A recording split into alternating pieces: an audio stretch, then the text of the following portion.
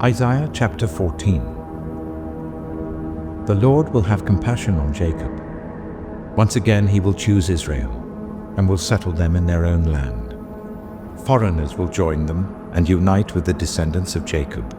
Nations will take them and bring them to their own place, and Israel will take possession of the nations and make them male and female servants in the Lord's land. They will make captives of their captors and rule over their oppressors.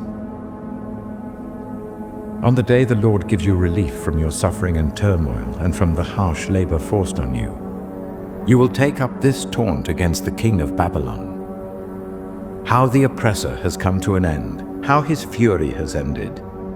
The Lord has broken the rod of the wicked, the scepter of the rulers, which in anger struck down peoples with unceasing blows, and in fury subdued nations with relentless aggression. All the lands are at rest and at peace. They break into singing. Even the junipers and the cedars of Lebanon gloat over you and say, "Now that you have been laid low, no one comes to cut us down." The realm of the dead below is all astir to meet you at your coming. It rouses the spirits of the departed to greet you, all those who are leaders in the world. It makes them rise from their thrones, all those who were kings over the nations. They will all respond. They will say to you, "You also have become weak as we are. You have become like us." All your pomp has been brought down to the grave, along with the noise of your harps. Maggots are spread out beneath you, and worms cover you. How you have fallen from heaven, morning star, son of the dawn. You have been cast down to the earth, you who once laid low the nations. You said in your heart, "I will ascend to the heavens. I will raise my throne above the stars of God. I will sit enthroned on the mount of assembly, on the utmost heights of Mount Zaphon.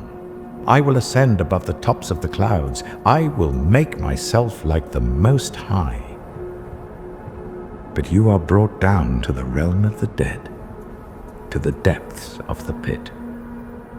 Those who see you stare at you. They ponder your fate. Is this the man who shook the earth and made kingdoms tremble, the man who made the world a wilderness, who overthrew its cities and would not let his captives go home? All the kings of the nations lie in state, each in his own tomb. But you are cast out of your tomb like a rejected branch.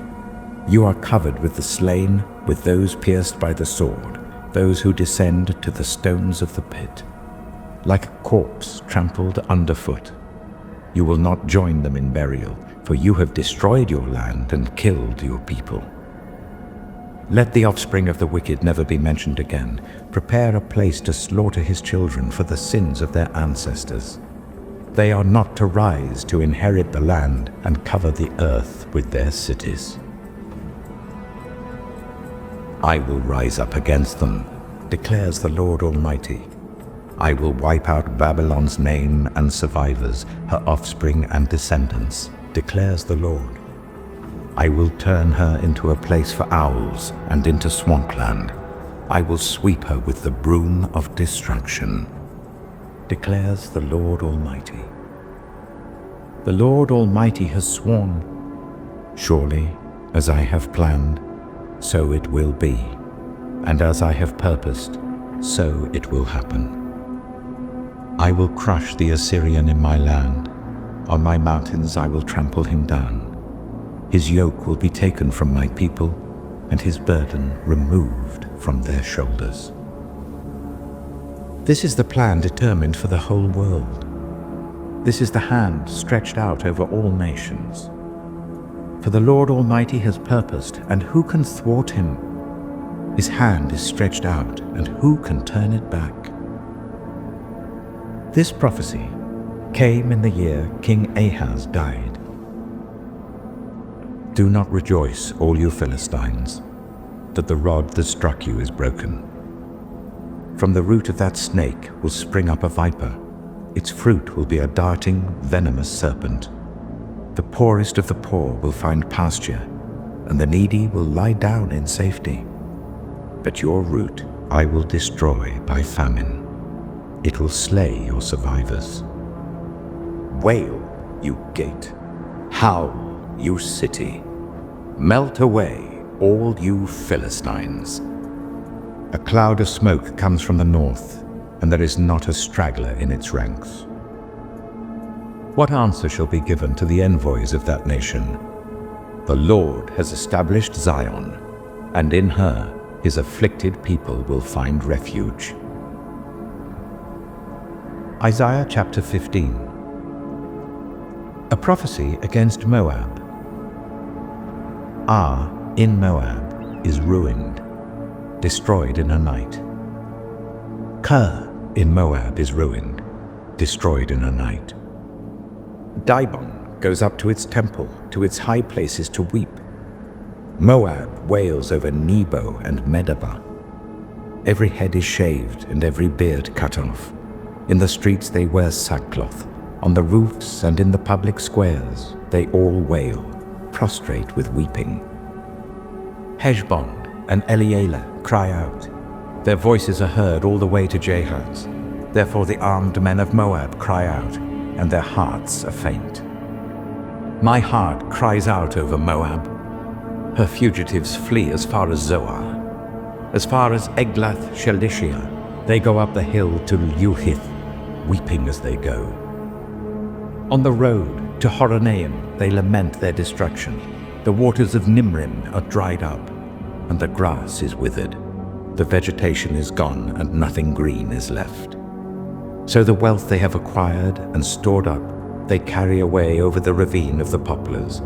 Their outcry echoes along the border of Moab. Their wailing reaches as far as Eglaim, their lamentation as far as Beer Elim. The waters of Dimon are full of blood, but I will bring still more upon Dimon, a lion upon the fugitives of Moab, and upon those who remain in the land. Isaiah chapter 16. Send lambs as tribute to the ruler of the land, from Selah across the desert to the mount of daughter Zion. Like fluttering birds pushed from the nest, so are the women of Moab at the fords of the Arnon. Make up your mind, Moab says. Render a decision. Make your shadow like night at high noon. Hide the fugitives. Do not betray the refugees. Let the Moabite fugitives stay with you. Be their shelter from the destroyer. The oppressor will come to an end, and destruction will cease. The aggressor will vanish from the land. In love, a throne will be established. In faithfulness, a man will sit on it. One from the house of David, one who in judging seeks justice and speeds the cause of righteousness. We have heard of Moab's pride. How great is her arrogance, of her conceit, her pride, and her insolence. But her boasts are empty. Therefore the Moabites wail, they wail together for Moab. Lament and grieve, for the raisin cakes of Kir Haresheth, the fields of Heshbon wither, the vines of Sibmah also. The rulers of the nations have trampled down the choicest vines, which once reached Jazer and spread towards the desert. Their shoots spread out and went as far as the sea. So I weep as Jazer weeps, for the vines of Sibmah, Heshbon, and Elealeh.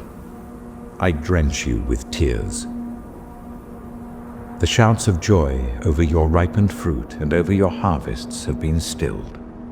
Joy and gladness are taken away from the orchards. No one sings or shouts in the vineyards. No one treads out wine of the presses, for I have put an end to the shouting. My heart laments for Moab like a harp, my innermost being for Kir Hareseth. When Moab appears at her high place, she only wears herself out. When she goes to her shrine to pray, it is to no avail. This is the word the Lord has already spoken concerning Moab. But now the Lord says, within 3 years, as a servant bound by contract would count them, Moab's splendor and all her many people will be despised, and her survivors will be very few and feeble.